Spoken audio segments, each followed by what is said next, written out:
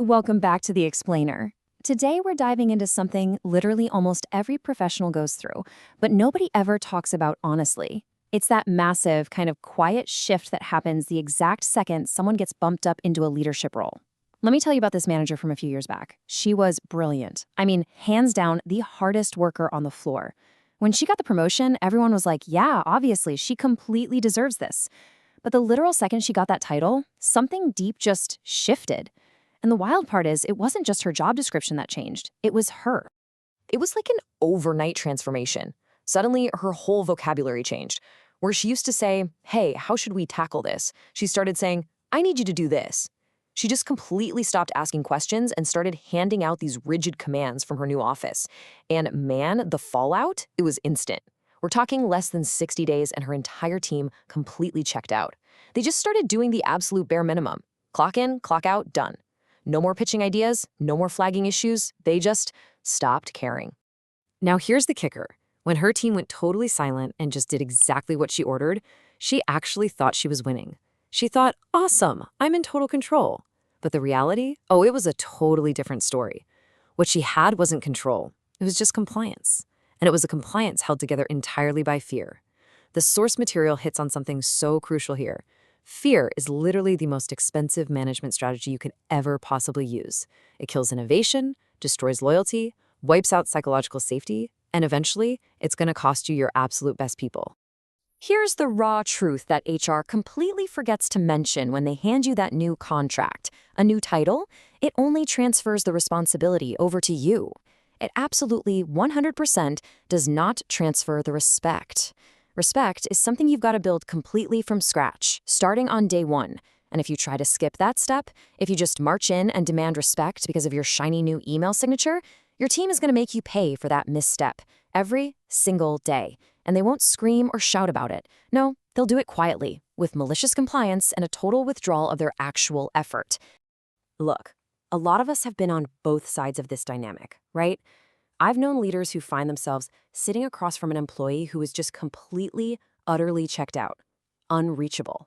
You're staring at this blank wall of a face, and in that moment, the only thing you can really do is look in the mirror and ask yourself a brutally uncomfortable question. What did I do to create this? It is a tough, tough pill to swallow. Realizing your own leadership style killed the trust? Ouch. Which is exactly why most managers just avoid asking the question altogether. And because they won't look in the mirror, they panic. They feel the team slipping away, and they go into this totally flawed downward spiral. First, they tighten the grip. Then they start piling on the rules, the micromanaging, the consequences. They clamp down so hard just to protect themselves. And the result? The team shrinks. And let's be super clear, they aren't shrinking because they're bad employees. They're shrinking to protect themselves from a boss who stopped treating them like human beings and started treating them like liabilities. So let's reframe this whole thing, because it's incredibly easy to just write these managers off as power-hungry villains. But this whole iron fist routine, it's not actually a real management strategy.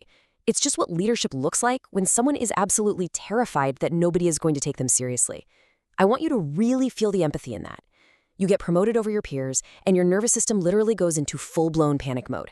It's screaming at you to prove you belong, to make them listen. And whatever you do, never, ever let them see you figuring things out in real time.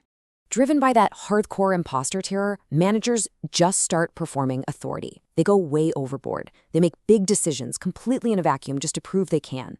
They immediately crush any pushback because it feels like a threat to their new title. And honestly, the worst part is they look at a quiet, compliant room and mistake it for a healthy culture. It's all driven by fear. And the massive danger here is that you can lose your entire team and not even know it. Why?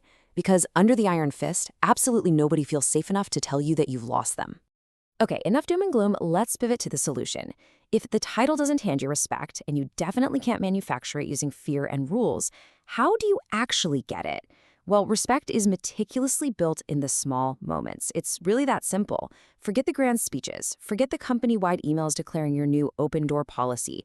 True respect is built through tiny, everyday, seemingly insignificant interactions that actively prove to your team exactly who you are and what you genuinely value. Let's break down this blueprint, because these moments are everything. First up, having the quiet confidence to just say, you know what, I don't know, let me find out, instead of faking an answer. Second, taking the time to actually follow up with an employee after a really tense conversation. Third, and this is a big one, always protect your team in public but correct them in private. And finally, holding people to a rigorous standard but never ever making that feedback personal. These little moments, they build a team that moves because they actually trust where you're taking them, not because you're forcing them.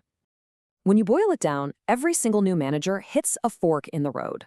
On one side, you are leading just to feel powerful. On the other side, you are leading to actually build something. And what's super insidious about this is that on day one, these two paths look practically identical. You're handing out directions, work is getting done, but flash forward 6 months, the results are night and day. That manager from my very first story, she eventually figured this out, but man, she had to lose 2 of her absolute best people before the lesson finally sank in. You do not have to pay that price. Which brings us directly to you. If you're watching this explainer right now and you just landed that promotion, I know exactly where your head is at. Trying to navigate that highly stressful, insanely awkward transition from being a buddy yesterday to being the boss today, it is easily one of the hardest things you will ever do in business. You're sitting there trying to figure out how to lead the exact same coworkers who used to complain about management right alongside you at the water cooler. It is, to put it mildly, an incredibly awkward minefield. But listen, you do not have to just wing it through trial and error. If you're in the thick of this transition right now, there is actually an exact solution designed to help you confidently navigate this moment without ever resorting to the iron fist. It's called the Discipline Leader System at Penn Studio. This entire system was built specifically to guide new managers through establishing genuine authority and building real trust with their former peers. So if you're wrestling with this or you just want to guarantee you get it right from day one, I highly recommend checking out the Discipline Leader System at Penn Studio. It's a total game changer. So, as we wrap up this explainer, I want you to let this powerful truth really linger. The title transfers the responsibility, but the respect, you build that from scratch. Think about the small moments you're going to face tomorrow morning. Are you going to just perform authority, or are you going to build respect? Are you leading to feel powerful, or are you leading to build something incredible? The choice is entirely yours. Thanks so much for diving into this with me, and I'll see you next time.